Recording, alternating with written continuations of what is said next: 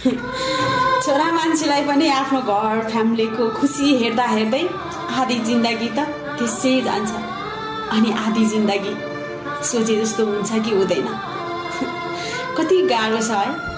आफ्नो देशमा त दुःख गर्यो गर्यो तर अर्काको देशमा पनि गएर कति धेरै दुःख गर्नुपर्छ उनीहरूले। घाम पानी निन्द्रा भोक बिरामी केही भन्न पाउँदैन के। र पनि उनीहरूलाई बुझिदिने मान्छे कमै हुन्छ। र पनि चिन्ता नगर, एक दिन नभए एक दिन पक्कै पनि बुझ्नेछौ। कसैले न कसैले तिम्रो लागि बुझिदिनेछ, कसैले न कसैले तिम्रो लागि धेरै माया गर्नेछ। त्यही भएर दुःख गर्न नछोड, आफ्नो खुट्टामा आफै उभ, आफ्नो फ्यामिलीलाई खुसी राख। त्यो नै सबैभन्दा ठुलो कुरा हो है त।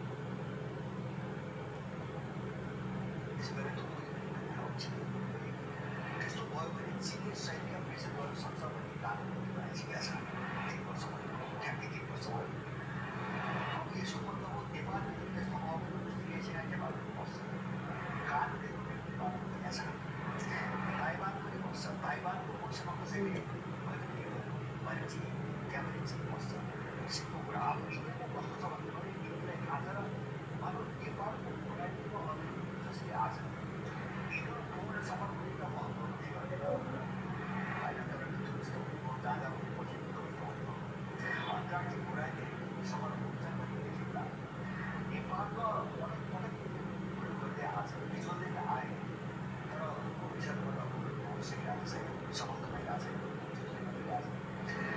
इन्डियामा कस्तो छ भन्छ भने नेपालमा अहिले